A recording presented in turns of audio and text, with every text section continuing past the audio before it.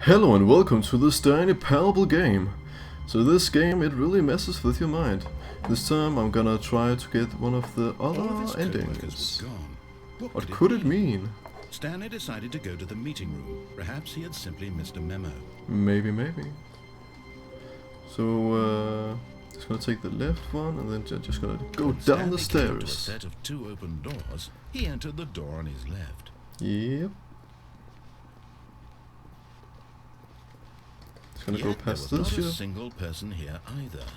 Feeling So mysterious. Disbelief, Stanley decided to go up to his boss's office. No, Coming to a staircase, just going Stanley down, man. walked upstairs to his boss's office. Nope, not gonna happen. But Stanley just couldn't do it. He considered the possibility of facing his boss, admitting he had left his post during work hours. He might be fired for that. And in such a competitive economy, why had he taken that risk? All because he believed everyone had vanished. His boss would think he was crazy. And then something occurred to Stanley. Maybe, he thought to himself, maybe I am crazy. All of my co-workers blinking mysteriously out of existence in a single moment for no reason at all. None of it made any logical sense. And as Stanley pondered this, he began to make other strange observations. For example, why couldn't he see his feet when he looked down? Oh shit. Why did doors close automatically behind him wherever he went? That's so true. Matter, these rooms were starting to look pretty familiar. Were they simply repeating? No, Stanley said to himself, this is all too strange. This can't be real.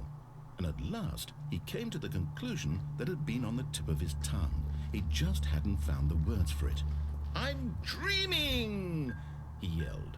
This is all a dream.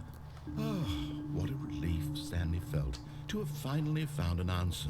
Reality is fantasy. His co-workers weren't actually gone. He wasn't going to lose his job. He wasn't crazy after all. And he thought to himself, I suppose I'll wake up soon. I'll have to go back to my boring real-life job pushing buttons. I may as well enjoy this while I'm still lucid. So, he imagined himself flying and began to float above the ground. Cool. Then he imagined himself soaring through space on a magical starfield, and it too appeared. Whoa. It was so much fun. How sick is that? He marveled that he had still not woken up. How was he remaining so lucid? And then perhaps the strangest question of them all entered Stanley's head. One he was amazed he hadn't asked himself sooner. Why is there a voice in my head dictating everything that I'm doing and thinking? Now the voice was describing itself being considered by Stanley, who found it particularly strange. I'm dreaming about a voice describing me, thinking about how it's describing my thoughts, he thought. And while he thought it all very odd and wondered if this voice spoke to all people in their dreams, the truth was that, of course, this was not a dream. How could it be? Was Stanley simply deceiving himself, believing that if he's asleep, he doesn't have to take responsibility for himself? Stanley is as awake right now as he's ever been in his life. Now, hearing the voice speak these words was quite a shock to Stanley. After all, he knew for certain, beyond a doubt, that this was in fact a dream. Did the voice not see him float and make the magical stars just a moment ago? How else would the voice explain all that? This voice was a part of himself too. Surely, if he could just... He would prove it. He would prove that he was in control, that this was a dream. So he closed his eyes gently, and he invited himself to wake up. He felt the cool weight of the blanket on his skin, the press of the mattress on his back, the fresh air of a world outside this one. Let me wake up, he thought to himself.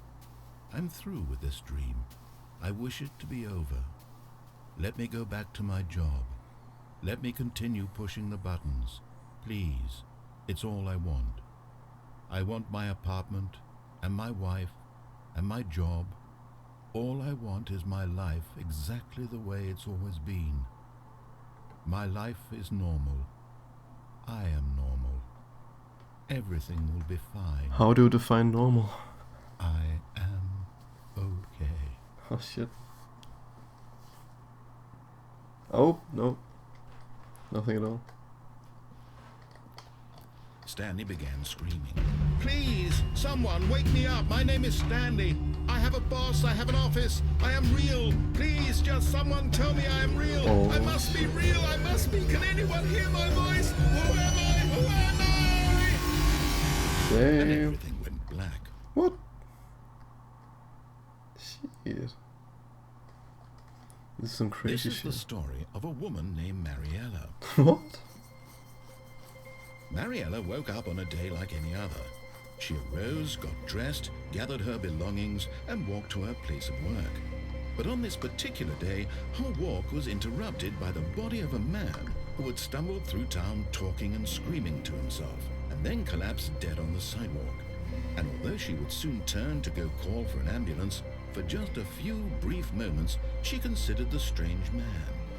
He was obviously crazy, this much she knew. Everyone knows what crazy people look like. And in that moment, she thought to herself how lucky she was to be normal. I am sane. I am in control of my mind. I know what is real and what isn't. It was comforting to think this, and in a certain way, seeing this man made her feel better. But then she remembered the meeting she had scheduled for that day. The very important people whose impressions of her would affect her career, and by extension, the rest of her life. She had no time for this, so it was only a moment that she stood there, staring down at the body. And then she turned and ran. What a nice lady, huh?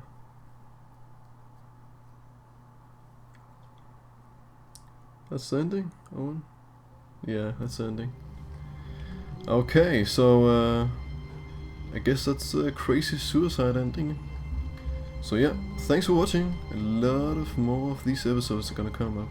So I guess there's only about eight endings, I guess, because there's not really that many places you can turn off. So yeah, thanks for watching.